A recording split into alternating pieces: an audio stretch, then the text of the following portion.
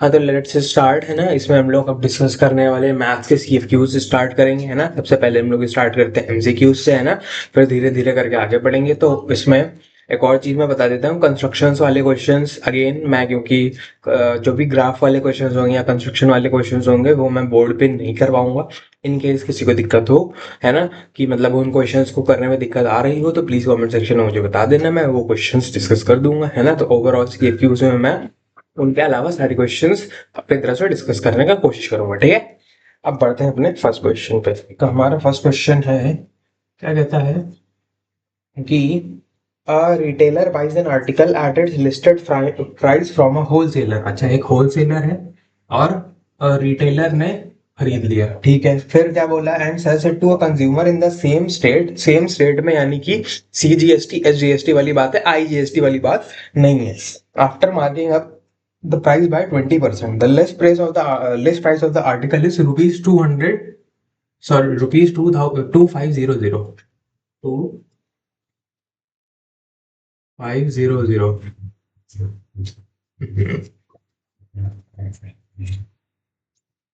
है ना। तो और इन्होंने रिटेलर ने कस्टमर को बेचा कितना, 20% इसका बढ़ा के रेट है ना, यानी कि 2500 प्लस 20% ऑफ 2500। तो ये कितना हो जाएगा, this will be 2500 plus this is 215 into 500, it is 3000 है ना। ये 3000 में रिटेलर ने कस्टमर को बेचा, 3000 में, और प्रॉफिट कितना हुआ, प्रॉफिट हुआ रिटेलर का रुपीज 500 रिटेलर का खुद का प्रॉफिट हुआ है ना।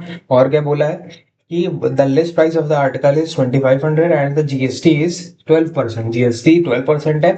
What is the tax liability of the retailer to the central government. अच्छा, टैक्स लायबिलिटी निकाला जाता है प्रॉफिट पे, टैक्स लायबिलिटी निकाला है रिटेलर का, निकाला है। तो टैक्स लायबिलिटी, रुपीज 500 का प्रॉफिट आया है, रुपीज 500 का प्रॉफिट आया है, तो 12%, 12/100 इंटू 500, इट विल बी कितना, 0 के 12 रुपीज 60 आ गया कितना, सीजीएसटी प्लस एसजीएसटी है ना। और इसमें क्या पूछा है, सिर्फ सीजीएसटी पूछा है, सिर्फ सीजीएसटी पूछा है, तो रुपीज 30 हम लोग का आंसर हो जाएगा है ना। तो होपफुली समझ में आएगा। इसी के साथ ऑप्शन सी करेक्ट है ना। होपफुली समझ में आया होगा। बढ़ते हैं नेक्स्ट क्वेश्चन पे। हाँ, अब हम लोग का नेक्स्ट क्वेश्चन है क्वेश्चन 2। क्वेश्चन क्या कहता है, Dev bought an electrical fan which has a marked price of rupees 800। MRP कितनी है, रुपीज 800 है ना। और क्या बोला, if the GST on the goods is 7%, इस पे 7% जीएसटी है, देन एस जीएसटी पूछा है। अब देखो, पहले हम लोग जीएसटी निकाल लेते हैं। जीएसटी कितना आ जाएगा, जीएसटी इज 7/100 इंटू 800, तो ये आ जाएगा रुपीज 56। ये आ गया रुपीज 56, इसका आधा होगा सीजीएसटी और आधा होगा एसजीएसटी। एसजीएसटी पूछा है तो एसजीएसटी कितना हो जाएगा, इट विल बी रुपीज 28 है ना। तो हम लोग का option B 28 rupees correct answer है ना। इजी। अब बढ़ते हैं आगे। हाँ, अब है क्वेश्चन नंबर 3। क्वेश्चन क्या कहता है, rupees P is deposited for n number of months in a recurring deposit account which pays interest at the rate of R% per annum. The nature and time of interest calculated is compound interest for n number of months, simple interest for n number of months, compound interest for 1 month, simple interest for 1 month। अच्छा अच्छा अच्छा अच्छा। तो basically ये होगा simple interest for 1 month. Basically जो हमारा interest का फॉर्मूला होता है ना, मेच्योरिटी वैल्यू क्या होता है, मेच्योरिटी वैल्यू होता है पी इंटू एन, जितना डिपॉजिट किया प्लस इंटरेस्ट है ना। और इंटरेस्ट क्या होता है, interest is P into n plus 1 divide by 2 into 12 into R/100। अब ये कहाँ से आया, देखो बेसिकली हम लोग का सिंपल इंटरेस्ट क्या होता है, सिंपल इंटरेस्ट हम लोग को पता है क्या होता है, P/R/T/100 हम लोग को ये पढ़ा हुआ है ना। जहाँ यहाँ पे टाइम क्या होता है, ईयर्स में, टाइम क्या होता है ईयर्स में। अगर मैं इसको मंथ्स में ले लूं, टी को मंथ्स में ले लूं, यानी कि PRN, लेट्स से PRN, तो ये कितना हो जाएगा, N/12 है ना। अगर मैं मंथ्स में कैलकुलेट करना है तो इट विल बी, मतलब ऐसे कैसे कह सकते हैं, कुछ ऐसे कह सकते हैं, अगर मंथ्स में हम लोग को टाइम गिवन हो तब हम ऐसे सिंपल इंटरेस्ट कैसे कैलकुलेट करेंगे, जैसे 6 मंथ गिवन है तो 6 मंथ इज 1.5, सॉरी 0.5 ईयर्स, यानी कि 1/2 सिंपली है। वो कैसे आया, 6/12 करके। तो PR into n, where n is in months है ना। डिवाइड बाय कितना हो जाएगा 100 × 12, है ना। अब इसलिए यहाँ पे 12 आया, ये हमें पता चल गया। अब उसके अलावा और क्या है, P into n/12 into r/100। अब देखो r/100 भी आ गया, r/100 ये रहा, t ये रहा, n/12 में 12 ये रहा। अब बच्चे ये वाला टर्म कहाँ से आता है, ये वाला टर्म इज बेसिकली, देखो अगर हम जैसे कि मान लो की बात है मैंने 1000 रुपीज सबमिट कराए बैंक में 6 मंथ्स के लिए रिकरिंग डिपॉजिट अकाउंट में, 6 मंथ्स के लिए, है ना। तो सबसे पहली बार जो इंटरेस्ट कैलकुलेट होगा, सबसे पहली बार जो इंटरेस्ट कैलकुलेट होगा वो होगा कितना, इसको देखते हुए कि 1000 for 6 months, यानी कि 1000 × 6 by 12 इंटू आर इज, मान लो की बात है आर है हमारा कितना 10%, है ना, 10/100, ठीक है। फिर उसके बाद रिकरिंग डिपॉजिट अकाउंट, मतलब मैं हर एक महीने में या फिर हर एक टाइम इंटरवल में मैं उसको डिपॉजिट कर रहा हूँ अपने मनी को, यानी कि 1000 रुपीज मैंने 6 मंथ्स का अपना वो इंटरेस्ट, मतलब मुझे अपना वो चाहिए कि मुझे अकाउंट बनवाना है कि इसमें मैं पैसे सबमिट करता रहूंगा। पहली बार मैंने 6 महीने 6 मंथ्स का बनवाया और 1000 रुपये सबमिट कराए। फिर उसके बाद मैंने दूसरी बार जब 5 महीने, जब एक महीना बीत गया यानी कि 5 मंथ्स बचे थे, तो 5 मंथ्स या बच्चे थे, तब मैंने फिर से करा, तो तब सिंपल इंटरेस्ट कितना होगा, तब सिंपल इंटरेस्ट इज 1000 × 5 / 100 ऐसे सो ऑन। कितनी बार सिंपल इंटरेस्ट आ जाएगा, सिंपल इंटरेस्ट विल बी 1000 × 1, क्योंकि एक महीना फाइनली बचेगा ना, तब तक हम लोग का ये चलता रहेगा। और फिर हम लोगों ने कितने रुपीज सबमिट करा दिए, 1000 हर बार कराया, तो 1000 6 टाइम्स, यानी कि हम लोग का जो हम लोग को पैसा मिलेगा maturity value, that will be 1000 × 6, यानी जितने मंथ के लिए सबमिट कराया प्लस इंटरेस्ट। और इंटरेस्ट क्या हो जाएगा, इन सबका एडिशन, इन सबका एडिशन मतलब ये पूरा इसका एडिशन, ये सिंपल इंटरेस्ट को सबका एडिशन कर लो तो कितना हो जाएगा 1000 p इंटू n/12 इंटू 10/100, यानी कि 6। और इसको बेसिकली हम लोग कुछ ऐसे लिख सकते हैं, कैसे, अगर हम लोग 1000 इंटू 10/100, है ना, अपॉन में 12, ये कॉमन ले लें तो अंदर क्या आ जाएगा, अंदर आ जाएगा 6 + 5 + 4 + 3 + 2 + 1, है ना। तो यहां तक आ गया। अब ध्यान से देखने वाली बात है, जो हम लोग का sum of first n natural numbers होता है, sum of first n natural numbers, मतलब फर्स्ट एन नेचुरल नंबर्स का मतलब 1 + 2 + 3 + 4 + 5 + 6, ऐसे ऐसे जितने भी एन नेचुरल, अगर हम 5 नंबर्स का लिया है तो हमारा एन हो जाएगा 5। तो इन ये जितने भी नंबर्स होते हैं इसका फॉर्मूला होता है n × n + 1/2। मतलब अगर मुझे सम ऑफ फर्स्ट 5 नेचुरल नंबर्स करना है तो ये हो जाएगा 5 × 5 + 1/2, यानी 5 × 6 यानी कि 5 × 3, सिंपली 5 × 3 is 15। और ऐड भी करके देख लो, 1 + 2 is 3, 3 + 3 is 6, 6 + 4 is 10 और 10 + 5 is 15, है ना। तो sum of first n natural number हम लोग का ये formula.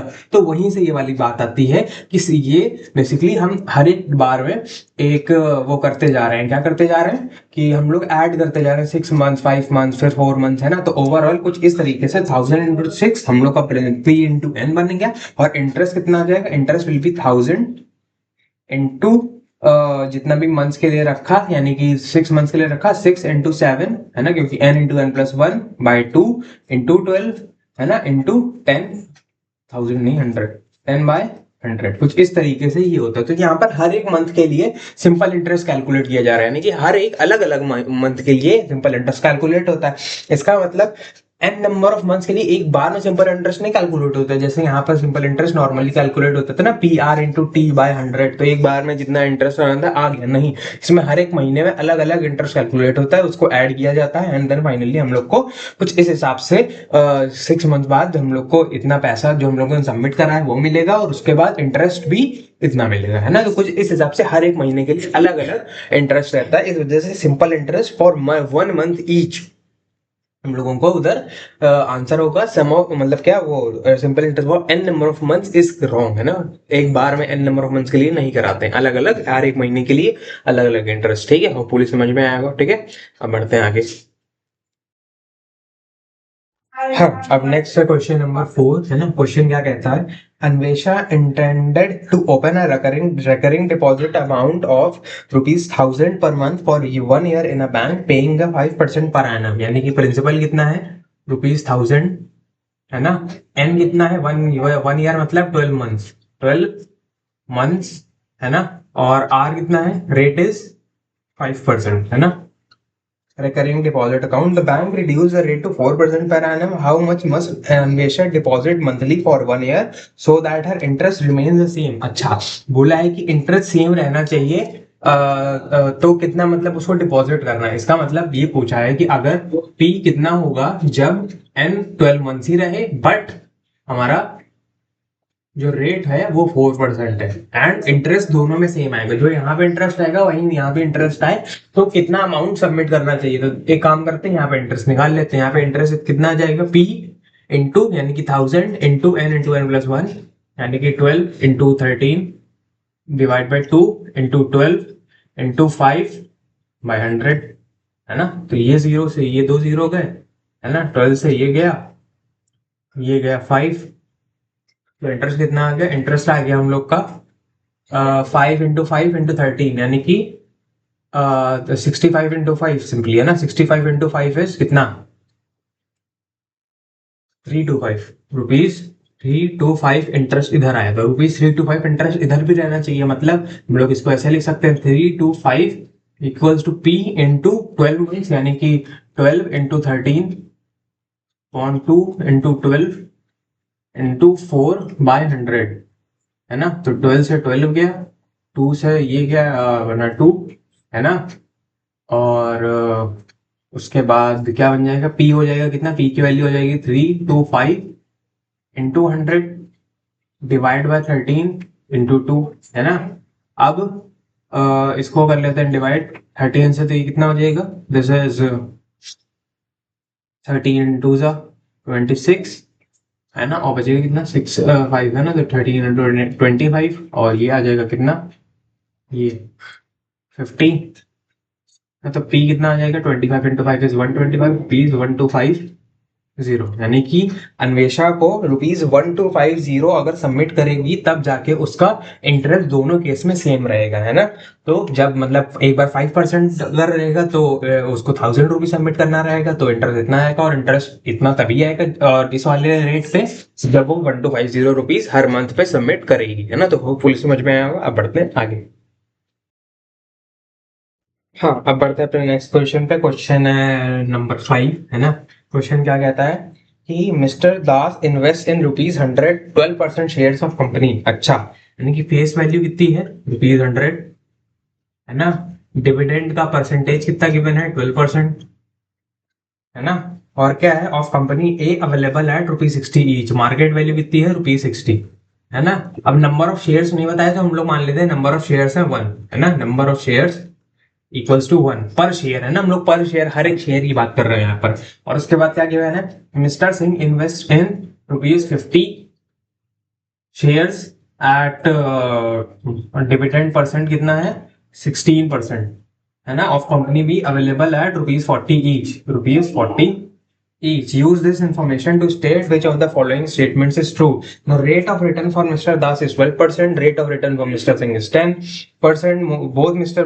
Das and Mr. Singh have the same rate of return of 10%. Both Mr. Das and Mr. Singh have the same rate of return of 20%. Rate of return निकाला, इधर भी share मान लेते हैं 1 है, शेयर इक्वल्स टू 1, है ना। अब इधर निकालते हैं, देखो सबसे पहले हम लोग निकालते हैं डिविडेंड कितना है, डिविडेंड का amount, dividend amount equals to क्या हो जाएगा, number of shares into percentage, 1 into 12 into face value. तो आगे कितना, ₹12 पर शेयर, हर एक शेयर पे, है ना। और हम लोग का रेट ऑफ रिटर्न क्या होता है, रेट ऑफ रिटर्न है सिंपली, और देखो हम लोग का इन्वेस्टमेंट कितना होगा, इन्वेस्टमेंट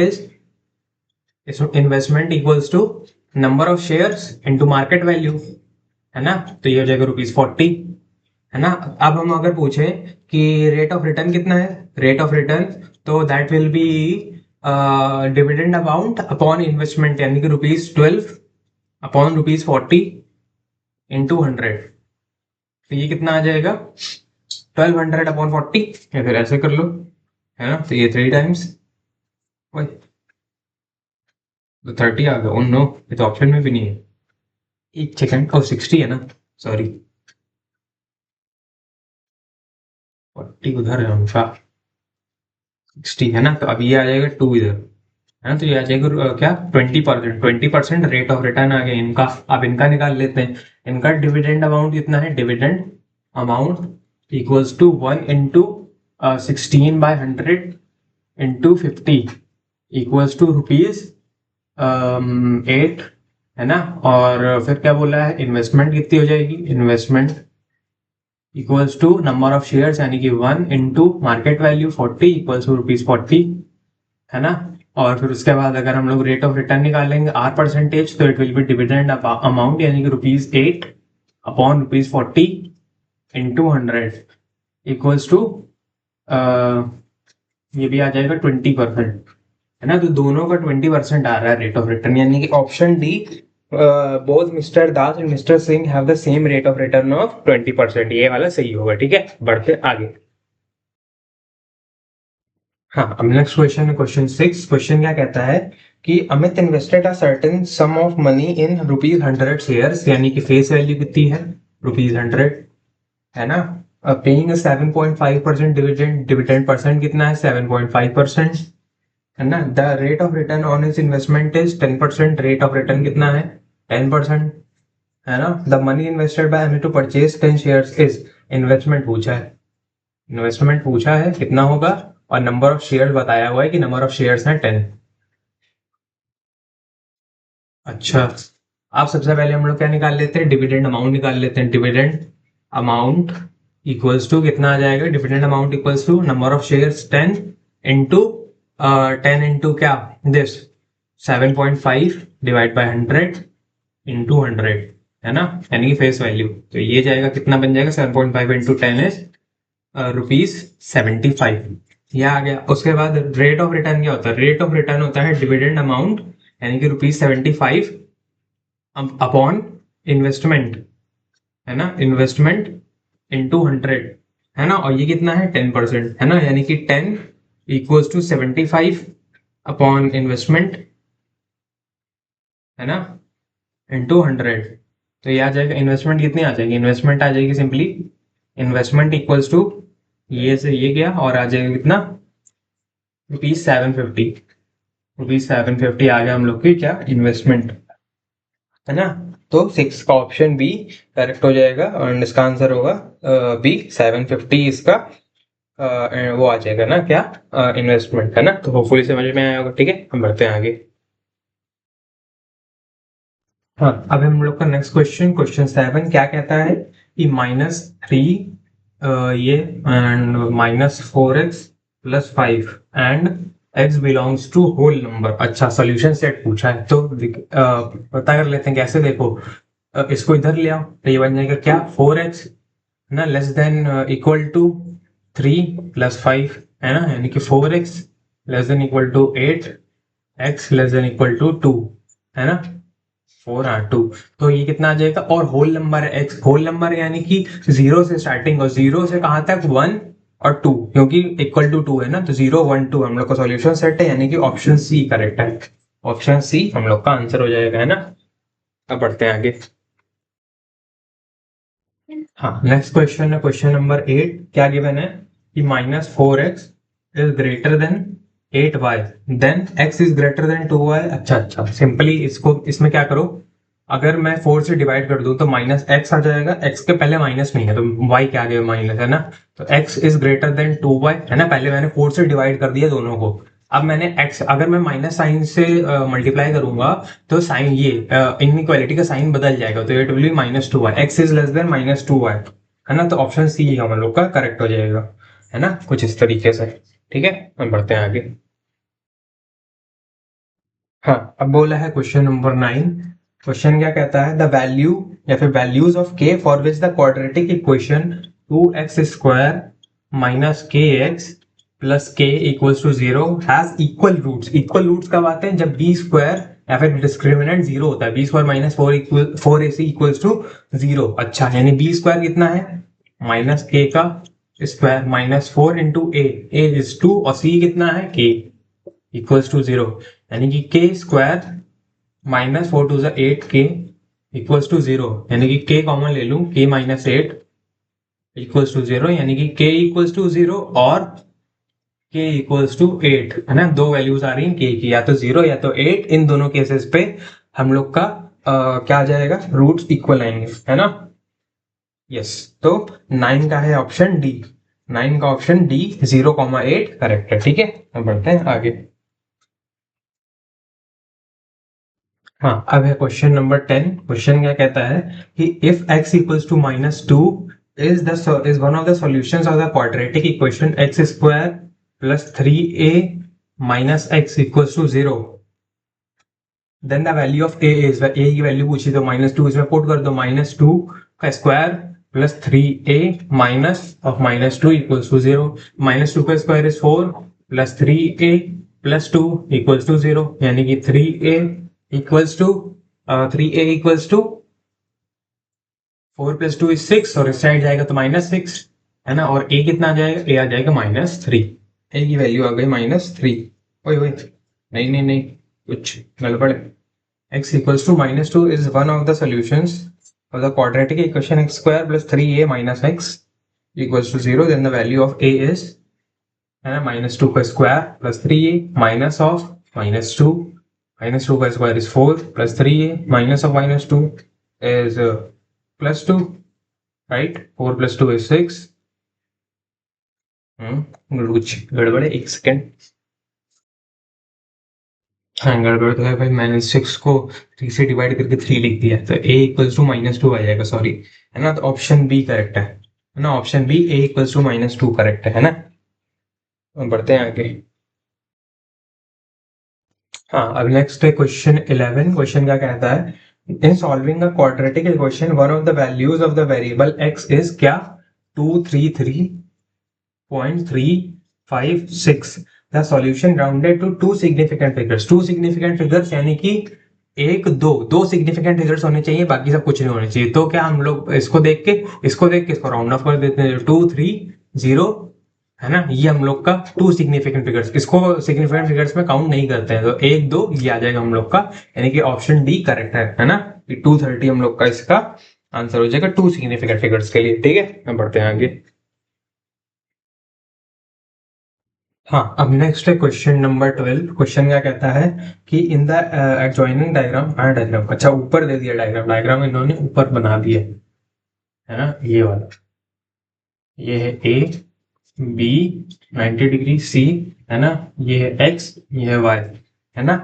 क्या बोला, A B equals to x centimetre, B C equals to y centimetre, and x minus y equals to 7 centimetre. Area of triangle A B C equals to 30 centimetre square, यानी कि area, इसका area क्या हो जाएगा, इसका will be, area will be half into base into height, base है y और height है एक्स, यानी कि half into x into y equals to 30 centimetre square, यानी कि एक्स इंटू वाई कितना आ जाएगा, x into y 60 centimetre square, है ना।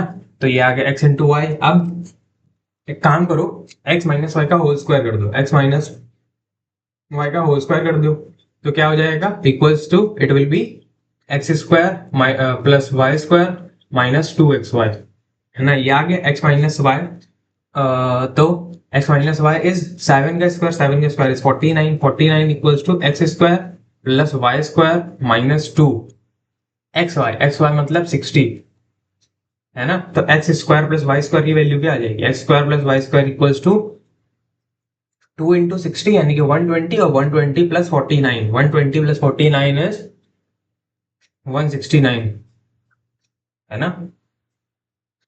Yes, 169, x square plus y square value, इसको सेव कर लेते हैं। अब एक काम करते हैं, एक्स प्लस वाई का होल स्क्वायर करते हैं, एक्स प्लस वाई का होल स्क्वायर करते हैं, तो ये आ जाएगा x square plus y square plus 2xy, है ना। अब x प्लस वाई का होल स्क्वायर में तो x प्लस वाई की वैल्यू पता नहीं, लेकिन x square plus y square तो पता है ना, 169 प्लस 2 इंटू एक्स वाई मतलब 60, है ना। तो ये कितना हो जाएगा, 169 प्लस 120 यानी कि 289, तो 289 का अंडर रूट, यानी कि x प्लस वाई कितना हो जाएगा, x plus y will be 289 का अंडर रूट, यानी कि 17 सेंटीमीटर। तो x plus y equals to 17 है, x minus y equals to 7 है। अगर मैं इन दोनों को ऐड कर दूंगा तो 2x इक्वल्स टू कितना बन जाएगा, 17 प्लस 7 24, यानी कि x की वैल्यू आ गई 12 सेंटीमीटर, है ना। और y कितना आ जाएगा, y आ जाएगा 5 सेंटीमीटर, है ना। y आ गया 5 सेंटीमीटर, ये आ गया 5, ये आ गया 12, तो ये कितना हो जाएगा 12 स्क्वायर प्लस 5 स्क्वायर का अंडर रूट, यानी कि 12 स्क्वायर इज 144, 144 प्लस 25 का अंडर रूट यानी कि 169 का अंडर रूट यानी कि 13, तो ये आ गया 13 सेंटीमीटर एसी, है ना। तो एसी की वैल्यू आ गई कितनी 13 centimetre, option C, option C correct हो जाएगा। ठीक है, तो हम बढ़ते हैं आगे। हाँ, अब है हम लोग का क्वेश्चन नंबर 13, है ना। क्वेश्चन क्या कहता है, if P Q and R in continued proportion. अच्छा, मतलब कॉन्टिन्यूड प्रोपोर्शन मतलब P is to Q equals to Q is to R, मतलब अगर हम लोग लिखें पी आर इक्वल्स टू क्या बन जाएगा क्यू स्क्वायर, है ना। ये हम लोग का इक्वेशन बन गई। अब ऑप्शन ए क्या कहता है, P is to Q equals to P is to R, है ना। हाँ, तो ये चीज तो कहीं से भी ट्रू नहीं लगती हुई दिख रही है। इसका मतलब P is to Q equals to P is to R का क्या मतलब हुआ कि P upon Q equals to P upon R, तो P से P कट गया, Q इक्वल्स टू R आया। भाई अब ये तो इससे कुछ नहीं पता चल रहा, इस रिलेशन का यूज करना है हमको, ये तो कहीं से भी नहीं लग रहा। B क्या कहता है, B कहता है कि Q इज टू R यानी कि Q upon R equals to P square upon Q square. अच्छा, अब क्यू स्क्वायर को हम लोग पी आर लिख सकते हैं, है ना। क्यू स्क्वायर को हम लोग पी आर लिख सकते हैं, तो इधर पी आर लिख लेते हैं, पी आर। तो पी आर लिखेंगे तो एक पी से ये कट जाएगा, तो क्या बचेगा Q upon R equals to P upon R. अब आर से आर कटा तो क्या बचा पी इक्वल्स टू क्यू। अब ये भी हम लोग को इससे तो नहीं पता चल रहा है कि पी इक्वल्स टू क्यू है या नहीं, तो ये भी क्रॉस। फिर सी, सी क्या कहता है, सी कहता है P upon Q square equals to R upon P square. अच्छा, क्यू स्क्वायर क्या है, क्यू स्क्वायर है पी आर, इसको फिर से लिख लो, ये आएगा पी आर, है ना। पी से पी गया तो ये कितना आ जाएगा 1 upon R equals to R upon P square, है ना। तो पी स्क्वायर इस साइड ले आओ और आर स्क्वायर इस साइड ले जाओ, इससे फिर से P square equals to R square है। कुछ पता चल रहा है, नहीं पता चल रहा है, ये भी हटाओ। डी ऑप्शन क्या कहता है, डी ऑप्शन कहता है P upon R equals to P square upon Q square, है ना। तो क्यू स्क्वायर की जगह पी आर रख दो, क्यू स्क्वायर की जगह पी आर रख दो, क्यू स्क्वायर की जगह पी आर अगर रखा तो ये बन जाएगा P upon R equals to P से एक ये जाएगा यानी कि पी अपॉन आर, यानी कि पी से पी कटेगा, आर से आर कटेगा, 1 इक्वल्स टू 1 आएगी। इसका मतलब हाँ, ये बिल्कुल सही बात है, यानी कि ऑप्शन डी हम लोग का करेक्ट हो जाता है इसके साथ, है ना। तो option D is correct, A B C wrong है ना। तो आप बढ़ते हैं आगे। हाँ, अब नेक्स्ट क्वेश्चन है क्वेश्चन 14 मेंसुरेशन से, है ना। क्वेश्चन क्या कहता है, the ratio of diameter to height of Borosil cylinder is, यानी कि डायमीटर अपॉन हाइट का रेशियो गिवन है 3:5, है ना। If the actual diameter of the glass is 6 centimetre. अच्छा, एक्चुअल डायमीटर कितना है 6 सेंटीमीटर, मतलब डी अपॉन, अगर हम लिख दें 6 centimetre upon H equals to 3/5, तो एच की वैल्यू कितनी आ जाएगी, एच की वैल्यू आ जाएगी 10 सेंटीमीटर, एच की वैल्यू 10 सेंटीमीटर, यानी हाइट ऑफ सिलेंडर कितना आ जाएगा 10 सेंटीमीटर। फिर क्या बोला है, then the curved surface area of the glass is. अब देखो एच आया 10 सेंटीमीटर और रेडियस कितना आ जाएगा 6/2 यानी कि 3 सेंटीमीटर। तो curved surface area is pi are square H, है ना। और पाई के टर्म्स में आंसर करना है, यानी कि pi into R square is 3 का स्क्वायर, 3 का square is 9 into H is 10, है ना, इक्वल्स टू, ओए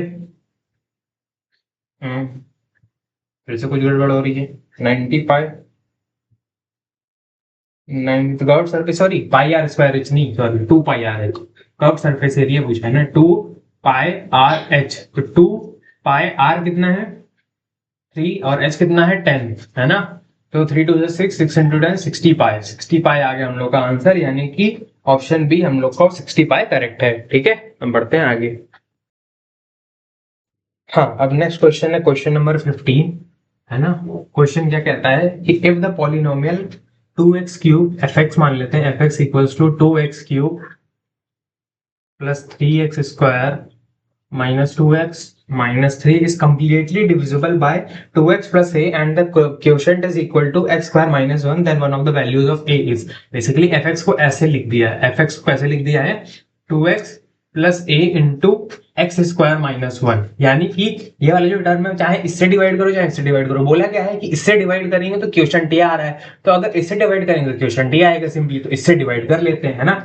एक्स स्क्वायर माइनस 1, है ना, 2x cube plus 3x square minus 2x minus 3, है ना। अब क्या करते हैं, एक्स स्क्वायर को मल्टीप्लाई करो 2x से, 2x से मल्टीप्लाई किया तो ये बन जाएगा कितना 2x into x square is 2x cube, है ना, और 2x इंटू -1 इज -2x, है ना, -2x इधर आएगा माइनस, इधर आएगा प्लस, है ना, तो ये कटेगा इससे और ये कट जाएगा इससे, बचेगा क्या 3x² -3, है ना।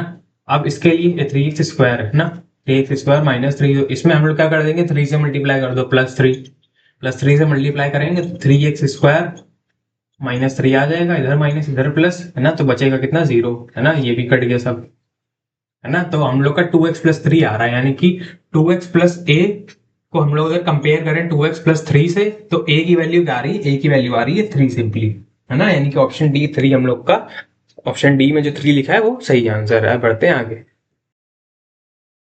हाँ, अब है अपना क्वेश्चन नंबर 16, है ना। क्वेश्चन नंबर 16 क्या कहता है, अ पॉलिनोमियल इन एक्स, फिर से दिखा, given F X equals to x³ plus 5x² minus kx minus 24.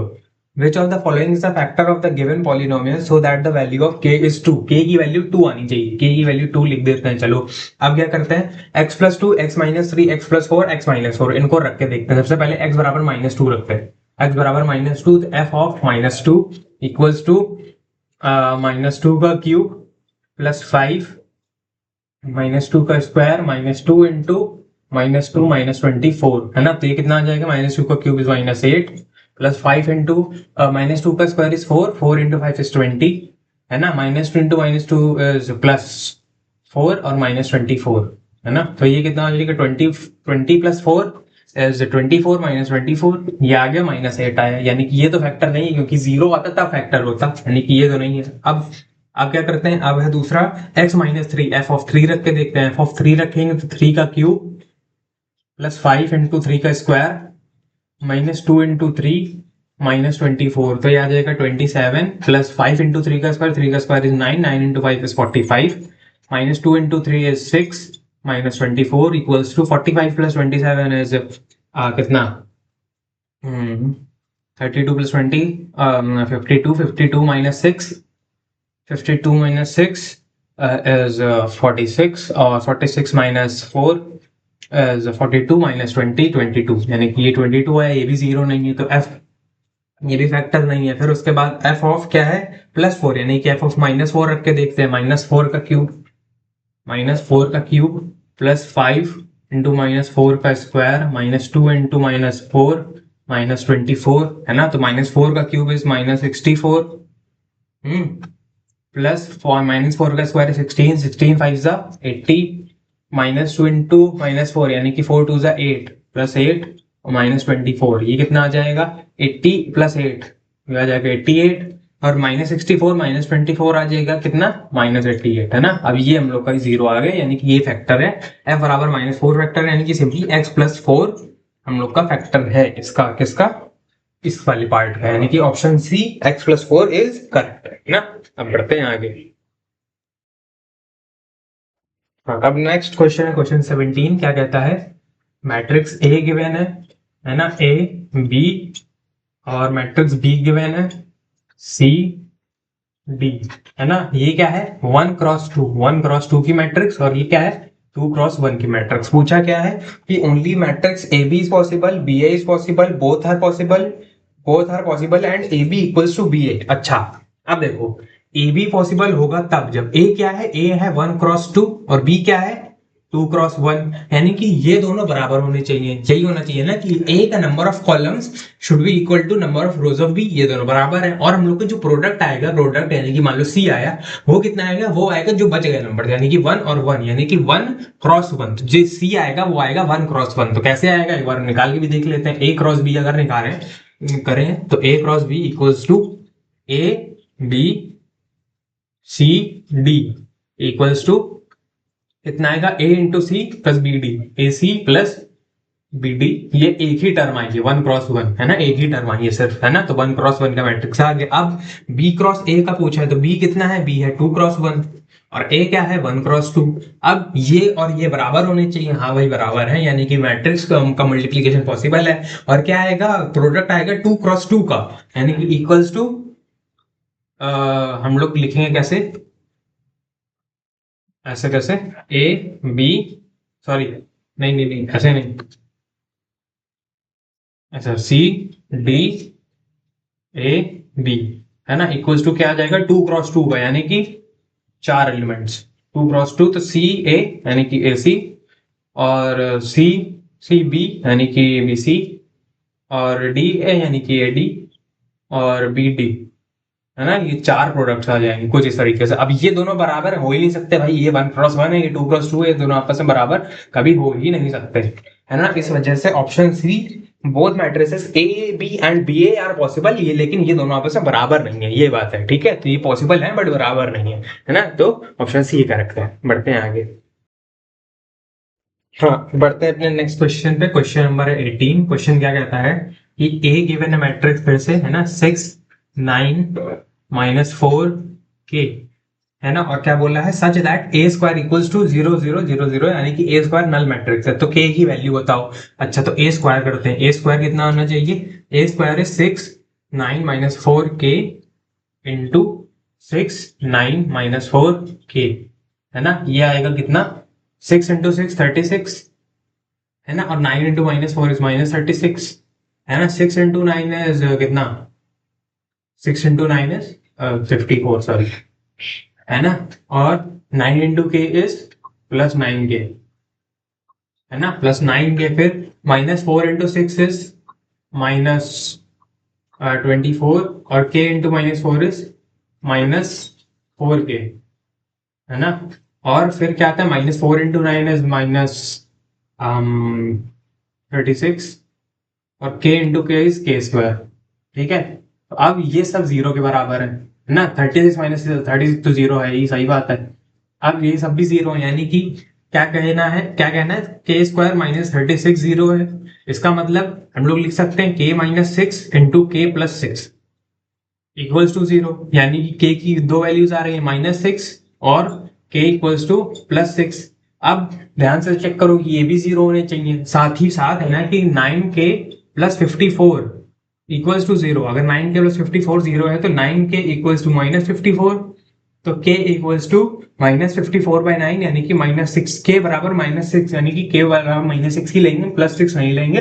+6 लेने पे ये 0 नहीं बनेगा, ये भी 0 नहीं बनेगा, यानी कि k बराबर -6। Option B is the only correct answer, है ना। होपफुली समझ में आएगा। तो बढ़ते हैं आगे।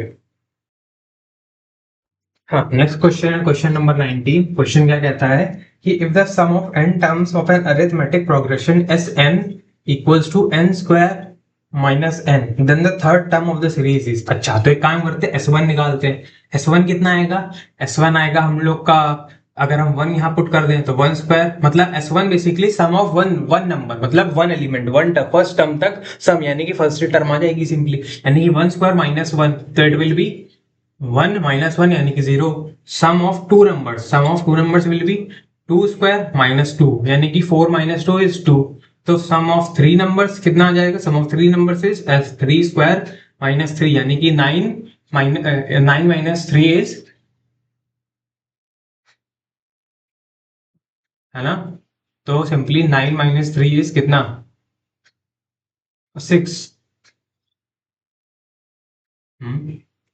हाँ हाँ हाँ हाँ, ठीक है। तो अब हमको क्या पता चलेगा, हम लोग को सम ऑफ फर्स्ट टर्म पता चल गया। सम ऑफ, अब देखो, सम ऑफ फर्स्ट टर्म कितना होगा, वो होगा T1। सम ऑफ S2 कितना होगा, T1 + T2, है ना, और S3 क्या होगा, S3 होगा T1 + T2 + T3, है ना। अब ध्यान से देखो, S1 है T1, और T1 कितना है, और S1 की वैल्यू है 0, यानी कि T1 तो हम लोग को 0 आ गया, पता चल गया। टर्म फर्स्ट कितनी है, 0, पता चल गया, ठीक। अब उसके बाद S1 कितना था, क्योंकि 0 था ना S1, ठीक है, तो T1 भी 0। S2 कितना है, S2 है 2, अगर S2 2 है तो T2 भी 2 होगा, है ना, T2 भी 2 होगा, यहाँ पे भी 2 कर देते हैं, यहाँ पे भी 2। और S3 कितना है, 6 है, S3 है 6, है ना। तो T3 कितना आ जाएगा, T3 आ जाएगा 6 -2, 6 -2 यानी कि 4, तो T3 यानी कि 4 आ गया हम लोग का। ऑप्शन बी करेक्ट आता है, T3 = 4, है ना। बढ़ते हैं आगे। हाँ, अब नेक्स्ट क्वेश्चन, क्वेश्चन नंबर 20। क्या बोला है, विच of the following is not a geometric progression, इनमें से कौन सा जियोमेट्रिक प्रोग्रेशन नहीं है। तो जियोमेट्रिक प्रोग्रेशन वो नहीं होगा जिसमें कॉमन रेशियो बराबर इक्वल नहीं है। तो अब पार्ट ऑप्शन ए के लिए चेक करते हैं, क्या है, 1/3 1 3 9। अच्छा, 1/3 1 3 9, तो एक काम करो, 1/1/3 करो, 1/1/3 इज 3, ठीक है चलो। फिर उसके बाद 3/1 करो, 3/1 भी 3 है ना। 9/3 करो, ये भी 3 है। तो ये तो ज्योमेट्रिक प्रोग्रेशन में है सिंपली। फिर part option B, option B क्या है, 1/5 1/5 1/5 1/5। अच्छा, 1/5 1/5 1/5 एंड 1/5। अब क्या करो, इसको इससे डिवाइड करो, 1/5 डिवाइड बाय 1/5, तो ये कितना आएगा 1। अब इसको इससे करोगे तो भी 1 आएगा, इसको इससे करोगे तो भी 1 आएगा, यानी कि तीनों में कॉमन रेशियो बराबर आना है, यानी कि ये भी ज्योमेट्रिक प्रोग्रेशन में है विद कॉमन रेशियो 1, और ये ज्योमेट्रिक प्रोग्रेशन में है विद कॉमन रेशियो 3, है ना। अब सी सी क्या बोलता है, -2 4 -8 16, -2 4 -8 16, यानी कि क्या करो, 4/-2 इज -2, -8/4 इज -2, 16/-8 इज -2। तो ये भी कॉमन रेशियो में है, यानी कि ये भी जीपी है। तो ऑप्शन डी क्या है, 2 0 4 0 8 0, है ना। तो इधर 0/2 विल बी 0, लेकिन 4/0 विल बी नॉट डिफाइंड, है ना, क्योंकि division bye 0 is not defined. तो बेसिकली ये हम लोग का जीपी नहीं है, यानी कि ऑप्शन डी जीपी नहीं है, बाकी तीनों जीपी है। तो option D is correct option, ये जीपी में नहीं आ रहा। ठीक है, अब बढ़ते हैं आगे। हाँ, अब है क्वेश्चन नंबर 21। हाँ, क्वेश्चन नंबर 21 क्या कहता है, एक ट्राइंगल गिवन है, जैसे, है ना, ये है पॉइंट ए, बी, डी, सी, सी में एक्स वाई है ना, और ए क्या है 3, है ना।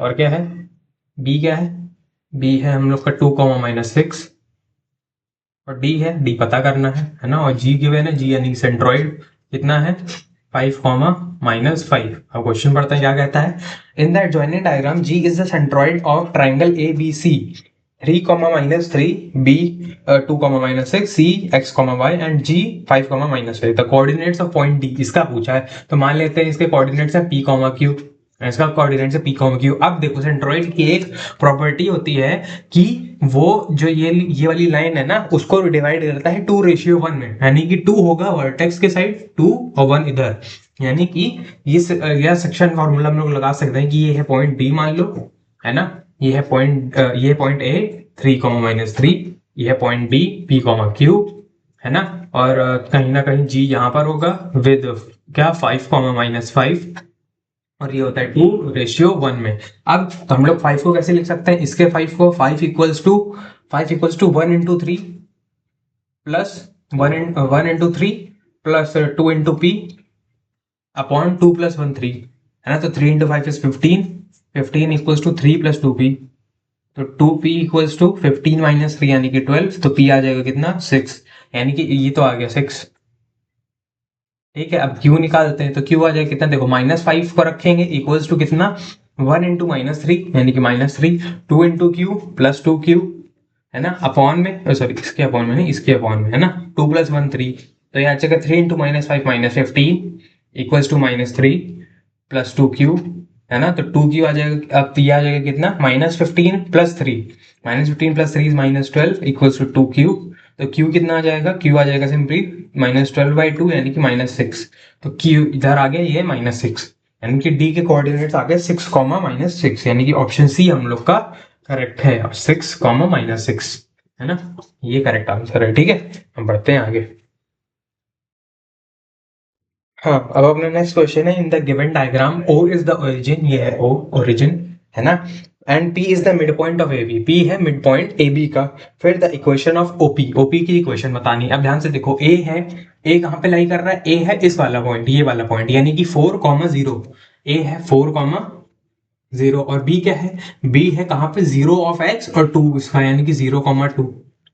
अब P अगर दोनों का मिड पॉइंट है, तो P को अगर हम मान लेते हैं P है x, y, P है x, y, तो इसका x कितना होगा, x हो जाएगा 0 + 4/2, 0 + 4/2 यानी 4/2 इज 2, और y कितना हो जाएगा, y हो जाएगा 2 + 0/2, 2 + 0/2 यानी कि 1। तो x, y यानी कि P के कोऑर्डिनेट्स आ गए 2, 1, है ना। और ये वाली लाइन P से पास कर रही है और O से पास कर रही है, यानी कि 0, 0 से। अब इस वाली लाइन की स्लोप पता कर लो, स्लोप पता करेंगे तो slope will be, slope equals to slope of OP line equals to कितनी, y two minus Y one है ना, तो मान लेते हैं ये है सेकेंड पॉइंट है ना, ये है फर्स्ट पॉइंट। तो Y two minus Y one मतलब 1 - 0 upon x2 - x1 2 - 0 equals to 1/2। तो स्लोप पता चल गई। अब हम लोग फाइंड कर लेते हैं इक्वेशन। तो equation is y - y1, y1 is 0 equals to m यानी कि 1/2, x - x1, x - x1 यानी कि 0। तो y equals to 1/2 of x, या फिर हम कह सकते हैं सिंपली x बराबर 2y, या फिर x - 2y इक्वल्स टू 0 है इक्वेशन ऑफ द लाइन, है ना। x - 2y है इक्वेशन ऑफ द लाइन, ये OP है ना, यानी कि ऑप्शन कौन सा है। और ऑप्शन में ऐसे दिया, ऑप्शन में ऐसे दिया x बराबर 2y, यानी ऑप्शन बी करेक्ट है। ऑप्शन बी x बराबर 2y या फिर 2y बराबर x, ये करेक्ट ऑप्शन है। तो अपना नेक्स्ट क्वेश्चन है क्वेश्चन 23, है ना। क्वेश्चन क्या कहता है कि in the given figure L1, line L1 is parallel to line L2। अच्छा, यानी कि L1 का जो स्लोप होगा m(1) इक्वल्स टू m(2), है ना। और if line L3 is perpendicular to line L1, यानी कि m1 dot m2 equals to -1 होगा, सॉरी m3, है ना। m1 डॉट m3 -1 होगा, है ना। अब then the slopes of lines L2 and L3 respectively are। अच्छा, तो देखो L1 क्या है, L1 कितने, L1 का जो थीटा गिवन है दैट इज 45, यानी कि tan theta equals to m1 equals to कितना, tan 45, tan 45 इक्वल्स टू 1 आ गई इसकी वैल्यू m1। तो m1 आ गया 1, तो m2 भी आ जाएगा 1, और m3 कितना आ जाएगा, m3 आ जाएगा -1। तो m2 1, m3 -1, है ना।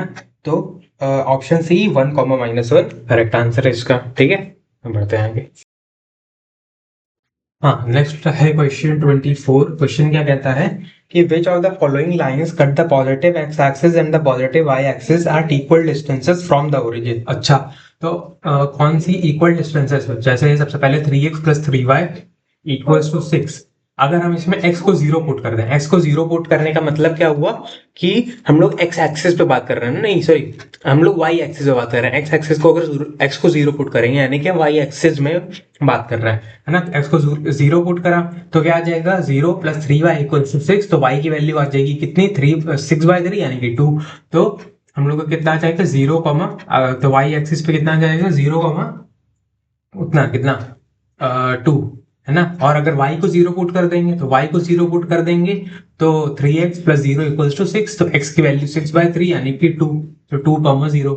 अब देखो इसमें क्या है बोला है, यानी कि जो हम लोग का ओरिजिन है, ओरिजिन की इससे डिस्टेंस कितनी है, बेसिकली ओरिजिन है 0, 0, है ना। ओरिजिन की इससे डिस्टेंस भी 2 यूनिट्स आएगी, और इससे भी 2 यूनिट्स आएगी, और पॉजिटिव एक्सिस पे भी है, यानी कि ऑप्शन ए ही हमारा करेक्ट है। बट हम बाकी ऑप्शन भी चेक कर लेते हैं एक बार। ऑप्शन बी क्या कहता है, 5x + 10y, 5x + 10y equals to 10। इसमें x को 0 पुट करेंगे, है ना। तो x को 0 पुट करा तो y एक्सिस पे कट करेगा, इसका मतलब इसको 0 पुट किया तो 0 + 10y इक्वल्स टू 10, यानी कि y इक्वल्स टू 1, यानी कि 0, 1, है ना। और x को कितना आ जाएगा, x आ जाएगा हमारा, अगर हम y को 0 पुट करेंगे तो y को 0 पुट किया तो 5x + 0 इक्वल्स टू 10, यानी कि x की वैल्यू आ जाएगी 10/5, यानी कि 2, 0। अब जो ओरिजिन है यानी कि 0, 0, वो इससे तो 1 यूनिट दूर है, और इससे 2 यूनिट दूर है, तो दोनों बराबर डिस्टेंसेस तो है नहीं, तो ये वाला करेक्ट है, सॉरी गलत हो जाएगा, ये वाला करेक्ट है। वैसे भी पता है हमें, लेकिन फिर भी चेक कर लेते हैं। सी में क्या होगा, सी वाला है -x + y इक्वल्स टू 1, है ना। अब इसमें x को 0 पुट करेंगे तो y आएगा, है ना, y एक्सिस पे x को 0 पुट किया तो y आएगा 1, यानी कि 0, 1। और अगर x और y को 0 पुट करेंगे तो x एक्सिस पे पॉइंट आएगा कितना, -1, 0। अब जो हमारा ओरिजिन है वो इससे भी 1 यूनिट दूर है, और इससे भी 1 यूनिट दूर है, बट फर्क ये है कि ये नेगेटिव एक्स एक्सिस में और ये पॉजिटिव में। और पूछा क्या है कि दोनों पॉजिटिव एक्स एक्सिस और पॉजिटिव वाई एक्सिस होना चाहिए, तो यही हमारा फाइनली करेक्ट है। और डी वाला ऑप्शन जो है वो 10x + 5y इक्वल टू 5 कुछ ऐसा सही है, यानी कि वो भी गलत हो जाएगा। तो सिंपली हमारा option A is correct, B C D wrong में। ठीक है, बढ़ते हैं आगे। हाँ, अब नेक्स्ट क्वेश्चन है क्वेश्चन 25। क्वेश्चन क्या कहता है कि एक ये ट्रायंगल बना है ना, ऐसे, ये है ए, पी क्यू बी सी, है ना। ये 50 किलोमीटर्स, ये है 20 किलोमीटर्स, और ये है 18 किलोमीटर, है ना। अब ध्यान से देखें तो अगर पी क्यू और बी सी पैरेलल है ना, in the given diagram railway station A B C P and Q are connected by straight tracks, track P Q is parallel to B C, ये इसके पैरेलल है। अगर ये इसके parallel है तो ये ट्रायंगल ए बी क्यू जो है, triangle A B Q similar है किसके, ट्रायंगल ए बी सी के, है ना। ये दोनों सिमिलर क्योंकि ए कॉमन है और ये दोनों कॉरेस्पॉन्डिंग हो जाएंगे, पी वाला और ये, और क्यू वाला और ये कॉरेस्पॉन्डिंग हो जाएंगे सिंपली, है ना। अब ये दोनों सिमिलर है। फिर क्या बोला, the time taken by train travelling eight 90 kilometre per our, train कितने जोर से चल रही है, 90 किलोमीटर पर आवर से, अच्छा, है ना, 90 kilometre per hour to reach B from A by the shortest route is, इधर मिनट्स में दिया है ऑप्शन, अगर मिनट्स में दिया है तो हम लोग आर को चेंज कर लेते हैं, तो स्पीड क्या हो जाएगी, स्पीड इक्वल्स टू कितनी, 90 किलोमीटर पर आवर। अब एक आवर में कितने मिनट्स होते हैं, एक आवर इक्वल्स टू 60 मिनट्स, यानी कि 90 किलोमीटर अपॉन 60 मिनट्स, तो ये क्या बन जाएगा, दिस विल बिकम 3/2 किलोमीटर पर मिनट, है ना, 3/2 किलोमीटर पर मिनट हो जाएगी स्पीड ट्रेन की। अब पूछा क्या, देखो अगर ये दोनों ट्राइंगल्स पैरेलल वो हैं, क्या है, सिमिलर है, तो हम लोग का P Q upon B C equals to किसके होगा, AP upon A B, AP upon A B. अब पी क्यू कितना है, 20 upon 50 equals to AP, AP हमें पता करना है, और ए बी क्या है, ए बी है AP plus PB, AP plus PB, और पीबी कितना है, 18 किलोमीटर, है ना। तो अब ये आ जाएगा कितना, 2/5 equals to AP divide by AP plus 18, तो ये बन जाएगा इधर 2AP plus 2 into 18 is 36 equals to 5AP, है ना। तो 5AP माइनस 2AP इज कितना, 3AP, तो AP कितना आ जाएगा, AP आ जाएगा 36 डिवाइड बाई 3 यानी कि 12 किलोमीटर, तो AP की वैल्यू आ गई 12 किलोमीटर्स, और AB टोटल कितना हो जाएगा, AB हो जाएगा total 12 plus 18 30 kilometres, 30 kilometres AB हो जाएगा, और स्पीड कितनी है, 3/2 किलोमीटर, और टाइम कितना लगेगा, टाइम हो जाएगा डिस्टेंस 30 अपॉन स्पीड 3/2, है ना, किलोमीटर और किलोमीटर पर मिनट, है ना। तो t इक्वल्स टू कितना आ जाएगा, ये जाएगा 10, यानी कि 2 इंटू 10 20 मिनट्स लगेगा। सिंपली ऑप्शन डी हम लोग का करेक्ट ऑप्शन होगा इसमें, है ना। तो कुछ इस तरीके से पहले कन्वर्जन करके मिनट में, आर को मिनट में चेंज कर लिया, एंड सिमिलर करके सिमिलर ट्राइंगल्स हैं ऐसा प्रूव करके ए बी निकाल लिया, और फिर हम लोगों ने फाइनली ए बी के डिस्टेंस में टाइम निकाल लिया। ठीक है, हम बढ़ते हैं आगे। हाँ, अब नेक्स्ट है क्वेश्चन 26, है ना। क्वेश्चन क्या कहता है कि in the given diagram triangle A B C and D E F, A B C given है ना, और बी ई एफ गिवन है, ये A B C D E F, है ना, ऐसे गिवन है। फिर A B C are such that angle C बराबर एंगल ई, यानी कि ये और ये बराबर है, और क्या बोला है, A B by D E, A B by D E, A B by D E equals to B C by F, है ना। इसका मतलब A B by D E बराबर B C by E F, और ये वाला angle बराबर, यानी कि साइड, ये वाली साइड का रेशियो और ये वाली साइड और ये वाली साइड का रेशियो बराबर है, और एंगल, है ना यार। तो इसमें बेसिकली हम लोग का रूल आया कौन सा, एस एस ए, मगर सिमिलैरिटी का ऐसा कोई रूल नहीं होता। सिमिलैरिटी के रूल्स होते हैं कौन सा, एंगल एंगल एंगल, है ना, या फिर एस एस एस यानी कि तीनों साइड रेशियो में बराबर हो, और या फिर एस ए एस, यहाँ पे एंगल दोनों साइड्स के बीच में आ रहा हो। एस एस ए नहीं होना चाहिए कि एंगल तीसरा कोई आ रहा है जो साइड के बीच में ना हो। अगर ये एस एस ए आ रहा है यानी कि हमें पता नहीं चल सकता कि सिमिलर है या नहीं है। इसका मतलब the similarity of given triangles can not be determined, इन दोनों की सिमिलैरिटी हम पता नहीं कर सकते हैं। ऑप्शन डी करेक्ट हो जाएगा। ठीक है, हाँ, नेक्स्ट है क्वेश्चन नंबर 27। एक डायग्राम बना है ऐसे, है ना,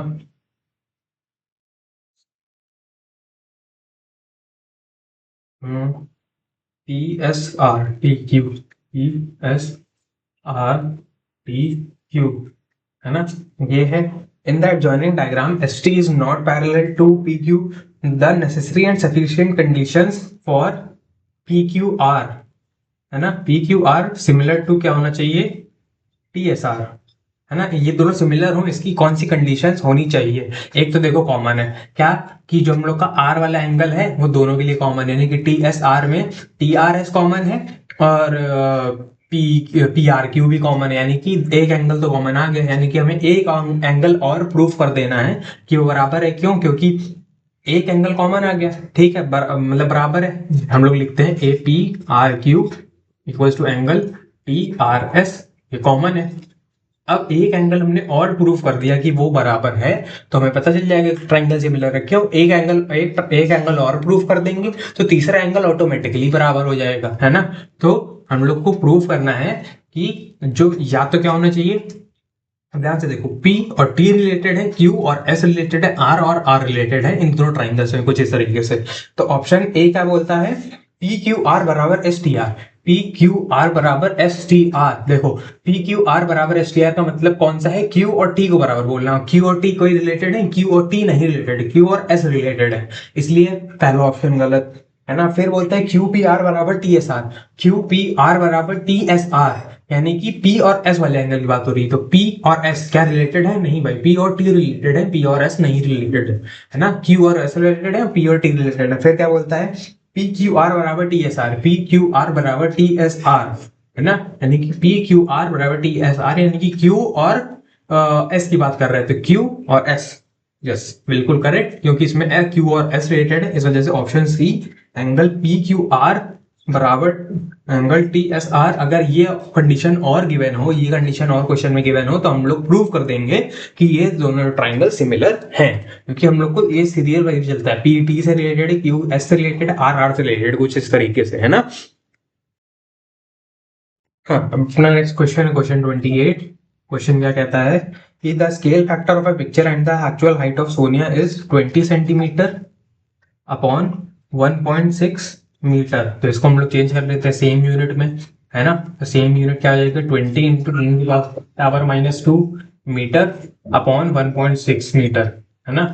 तो ये क्या बन जाएगा, जो भी बने, बेसिकली इट विल बी एक जीरो इससे कटेगा, 0.2 अपॉन 1.6, है ना, इक्वल्स टू 1/8, 1/8, है ना।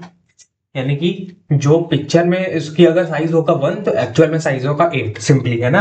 अब if her height in the picture is 18 centimetre, अच्छा अगर height in the picture is 18 centimetre, तो मान लेते हैं उसकी एक्चुअल हाइट कितनी है। अगर 18 सेंटीमीटर पिक्चर में हाइट है, एक्चुअल हाइट है कितनी, x सेंटीमीटर, है ना, x सेंटीमीटर, ठीक है, x मीटर में सेंटीमीटर, क्योंकि यूनिट सेम रखेंगे, तो 1/8 के बराबर आ जाएगा, यानी कि x सेंटीमीटर इक्वल्स टू कितना, 18 इंटू 8, 18 इंटू 8 कितना हो जाएगा,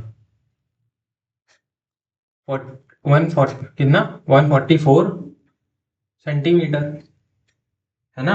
और इसको अगर हम मीटर में चेंज करेंगे तो x कितना हो जाएगा, 1.44 मीटर्स, राइट। तो इट विल बी 1.44 मीटर्स, यानी कि ऑप्शन डी हम लोग का करेक्ट ऑप्शन हो जाएगा, ठीक है। तो ऑप्शन डी हम लोग का करेक्ट ऑप्शन हो जाएगा, ठीक। हम बढ़ते हैं आगे। हाँ, अपना नेक्स्ट क्वेश्चन है, क्या बोलता है, question number 29, in the adjoining figure O is the centre of the circle and semi circle is drawn on OA as the diameter. OA diameter है इस सेमी सर्कल का, अच्छा। फिर क्या है, APQ 20 डिग्री है, डिग्री मेजर ऑफ OAQ बताना है, OAQ बताना है, OAQ।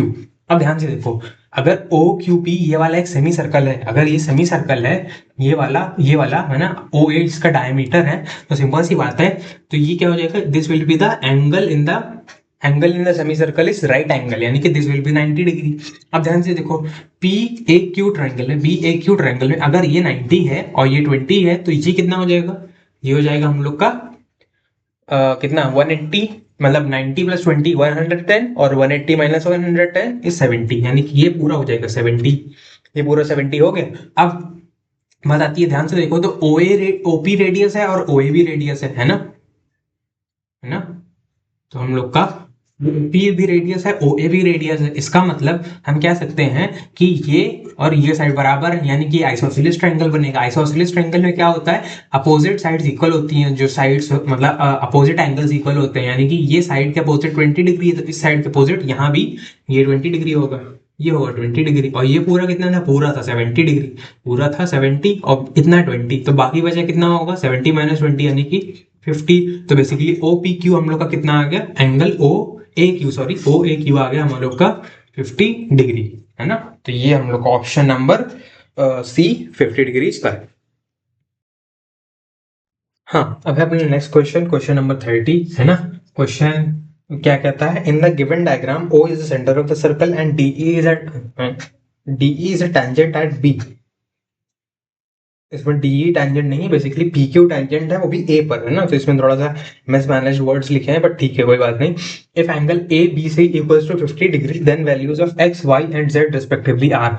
एक्स वाई और जेड की वैल्यू बतानी है। अब ध्यान से देखो, एक्स क्या है हम लोग का, एक्स एक्स टेंजेंट और इस कॉर्ड के बीच में एंगल है ना। कौन सी chord, AC chord, AC chord के बीच में और पी क्यू टेंजेंट के बीच में एक्स एंगल है।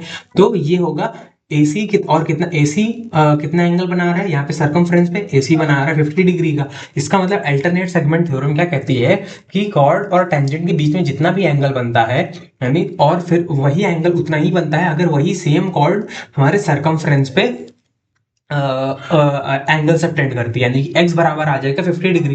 तो x आ गया 50 डिग्री, ठीक है। अब AC ने सरकमफ्रेंस पे 50 डिग्री सबटेंड किया, अब AC ने सेंटर पे भी कुछ एंगल सबटेंड किया है, तो जो सेंटर पे सबटेंडेड एंगल होता है सेम कॉर्ड द्वारा, वो होता है डबल ऑफ द एंगल जो सरकमफ्रेंस पे करती है। तो y हो जाएगा 2x, y हो जाएगा 2x मतलब 100 डिग्री, है ना। और फिर z हो जाएगा, z कितना, अब ध्यान से देखो, OC रेडियस है, OA रेडियस है, यानी कि OC बराबर ओ ए, यानी कि अगर ये z है तो ये भी z होगा, अगर ये z है तो ये भी z होगा, यानी कि y plus 2z equals to 180। और y कितना है, y आ रहा है इतना हम लोग का 100 डिग्री, यानी कि 100 प्लस 2z इक्वल्स टू 180, है ना। 2z कितना हो जाएगा, 2z हो जाएगा 80 डिग्री, और z कितना हो जाएगा, z हो जाएगा 40 डिग्री, है ना। तो z आ गया, y आ गया, x आ गया, है ना। तो होपफुली समझ में आया होगा, ठीक है। एंड इसके साथ फिलहाल के लिए मेथड, है ना, हम लोग फिलहाल के लिए इस पार्ट के लिए इतना ही, है ना। बाकी सबके एमसीक्यूज हम लोग दूसरे पार्ट में डिस्कस कर लेंगे, है ना। तो ये वाला वीडियो ऐसे ही 1 आवर का लॉन्ग, 1 आवर लॉन्ग हो चुका है, ठीक है। बाकी बचे हम लोग बाकी दूसरे पार्ट में कर लेंगे, 19 बचे ओवरऑल, 49 थे टोटल, है ना। तो thank you so much for watching, अब मिलेंगे नेक्स्ट पार्ट में, बाय बाय।